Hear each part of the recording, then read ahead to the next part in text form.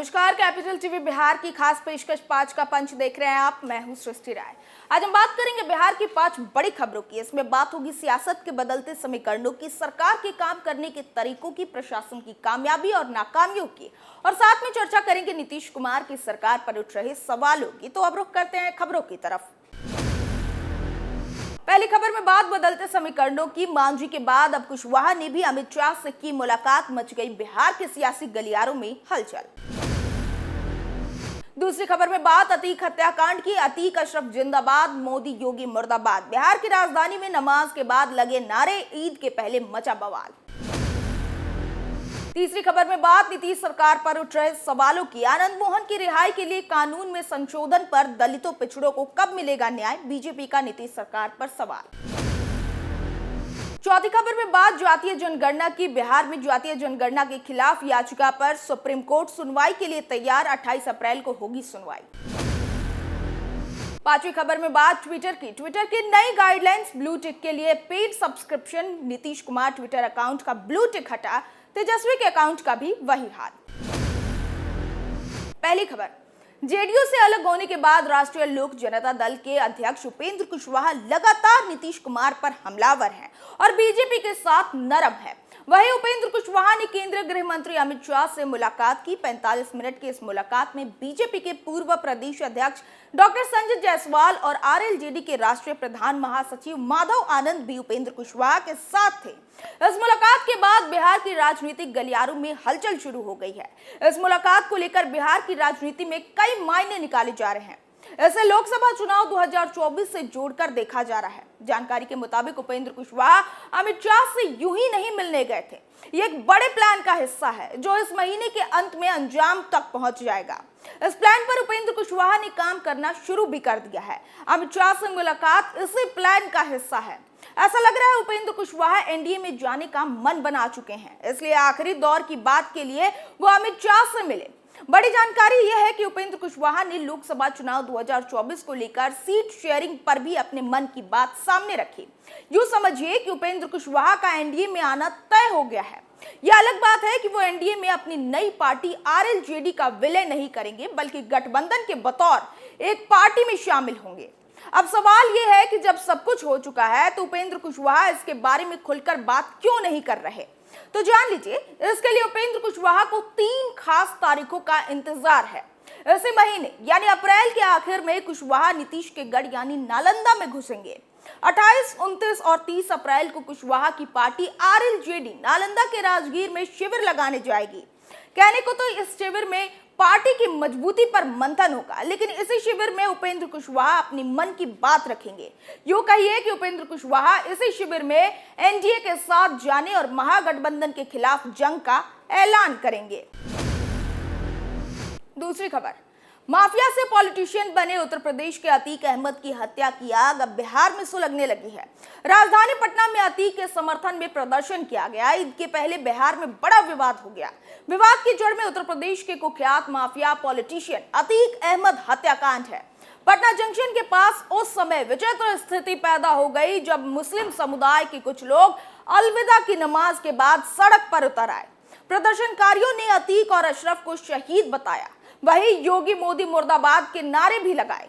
नारे लगाने वालों में एक की पहचान रईस गजनबी के रूप में हुई है। रईस गजनबी ने इस दौरान योगी मोदी मुर्दाबाद के नारे भी लगाए। नारा लगा रहे रईस गजनबी ने अतीक अहमद को शहीद बताया और कहा कि उनकी पूरी प्लानिंग के साथ हत्या की गई है। रईस ने कहा कि आज हमने दुआ किया कि अतीक अहमद की शहादत को कबूल फरमा। अतीक अहमद को योगी सरकार ने मरवाया है। अतीक अहमद को मरवाने में कोर्ट, मीडिया, सरकार और पुलिस सबका हाथ है। दरअसल प्रयागराज में यूपी के माफिया डॉन अतीक अहमद और उसके भाई अशरफ की अपराधियों ने गोली मारकर हत्या कर दी थी। अतीक और अशरफ को पुलिस कस्टडी में इलाज के लिए प्रयागराज के एक अस्पताल में भेजा गया था। यहाँ से लौटने के दौरान दोनों मीडिया से बात कर रहे थे। इस दौरान अपराधियों ने उन पर ताबड़तोड़ फायरिंग कर मौत के घाट उतार दिया। अतीक अहमद पर हत्या, अपहरण, फिरौती समेत 100 से ज्यादा मामले दर्ज थे। तीसरी खबर, बाहुबली पूर्व सांसद आनंद मोहन सिंह की रिहाई के लिए सरकार ने कानून में संशोधन किया है। नीतीश सरकार ने लोक सेवक की हत्या को अपवाद की श्रेणी से हटाकर सामान्य हत्या कर दिया है। कानून में संशोधन के बाद अब लोक सेवक की हत्या भी अब सामान्य हत्या ही कहलाएगी। इसके बाद गोपालगंज के डीएम जी कृष्णैया हत्या के लिए उम्र कैद की सजा काटने के बाद भी जेल में बंद आनंद मोहन सिंह की रिहाई हो सकेगी, क्योंकि डीएम कृष्णैया हत्या मामले को भी अब सामान्य हत्या के तौर पर देखा जाएगा। वही अब यह समझते हैं कि आनंद मोहन की रिहाई के लिए बिहार सरकार इतनी बेताब क्यों है। आनंद मोहन की रिहाई की मांग तो लंबे समय से समाज का एक वर्ग करता ही आ रही है। वही चुनाव में अब 1 साल से भी कम समय बचा है। बिहार में राजपूतों का वोट प्रतिशत 7 से 8% है और इसी वोट बैंक को साधने के लिए आनंद मोहन की रिहाई का रास्ता साफ करना नीतीश कुमार के लिए एक जरूरी काम है। वहीं आनंद मोहन की रिहाई के लिए कानून में संशोधन के बाद बीजेपी नीतीश सरकार पर हमलावर है। बीजेपी ने सरकार के इस फैसले पर सवाल उठाया। बीजेपी नेता और बिहार के पूर्व उप मुख्यमंत्री सुशील कुमार मोदी ने आनंद मोहन का बिना नाम लिए ट्वीट कर सरकार से पूछा, जब सत्याफ्ता लोगों के लिए जेल मैनुअल बदला जा सकता है तब आम माफी क्यों नहीं। बीजेपी नेता के इस बयान के बाद सूबे की सियासत गर्मा गई है।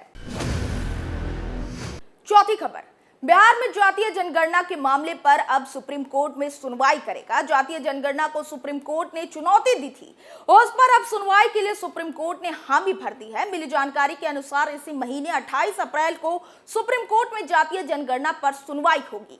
याचिकाकर्ता ने सुप्रीम कोर्ट में बिहार की जाति आधारित गणना को चुनौती दी थी और अपनी याचिका में कहा कि जातीय गणना केंद्र का काम है और इसे राज्य के अधीन नहीं देना चाहिए।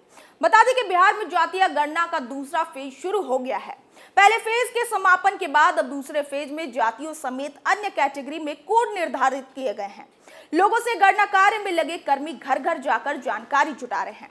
17 तरह के सवालों के जवाब लोगों से लिए जा रहे हैं। वहीं इसी बीच अब सुप्रीम कोर्ट की तरफ भी सबकी निगाहें हो गई हैं। सुप्रीम कोर्ट में 28 अप्रैल को बिहार में जातीय जनगणना पर बड़ी सुनवाई होगी। जातीय गणना शुरू होने के बाद इसे सर्वोच्च न्यायालय में चुनौती दी गई है। याचिकाकर्ता ने इस गणना को लेकर सवाल खड़े किए हैं और दलील दी है, ये केंद्र सरकार का काम है, राज्य सरकार इस तरह की जातीय जनगणना नहीं कर सकती। सुप्रीम कोर्ट अब इस पर सुनवाई करेगा। बिहार के सीएम नीतीश कुमार से लेकर तेजस्वी यादव तक के अकाउंट ब्लू टिक से हट गए हैं। बिहार के मुख्यमंत्री नीतीश कुमार और डिप्टी सीएम तेजस्वी यादव के अलावा बिहार बीजेपी के प्रदेश अध्यक्ष सम्राट चौधरी, विजय कुमार सिन्हा, राज्यसभा सदस्य सुशील कुमार मोदी, बीजेपी नेता और पूर्व डिप्टी सीएम तारकिशोर प्रसाद, पूर्व डिप्टी सीएम रेणु देवी के अकाउंट से ब्लू टिक हट गया है। आरजेडी के ऑफिशियल अकाउंट से भी ब्लू टिक को हटा दिया गया है। वहीं नीतीश कुमार की पार्टी जेडीयू ऑनलाइन पेज पर ब्लू टिक है। वहीं दूसरी ओर बिहार के कई ऐसे नेता हैं जिनके ब्लू टिक नहीं हटे हैं। दरअसल 20 अप्रैल के बाद से ट्विटर ने वैसे अकाउंट से ब्लू टिक को हटा दिया है जिन्होंने पेड सब्सक्रिप्शन नहीं लिया है। ट्विटर के सीईओ एलन मस्क ने घोषणा की थी कि वो आने वाले दिनों में ट्विटर से लेगेसी ब्लू चेक मार्क हटा देंगे। साफ कहा था कि अगर आपको ब्लू टिक चाहिए तो इसके लिए आपको सब्सक्रिप्शन लेना होगा, जहां महीने का चार्ज देना होगा। वहीं पूर्व केंद्रीय मंत्री आरसीपी सिंह, आरएलजेडी के अध्यक्ष उपेंद्र कुशवाहा, बीजेपी नेता संजय जायसवाल समेत कई नेताओं के ब्लू टिक हटा दिए गए हैं। बता दें कि ट्विटर ने 31 मार्च को घोषणा की थी कि आने वाले दिनों में उनकी कंपनी लेगेसी वेरीफाइड अकाउंट से ब्लू टिक हटा देगी, लेकिन कुछ तकनीकी कारणों से ब्लू टिक नहीं हटा सके थे। अब अगर आपको भी ब्लू टिक रखना है तो फिर उसके लिए ट्विटर को चार्ज देना होगा।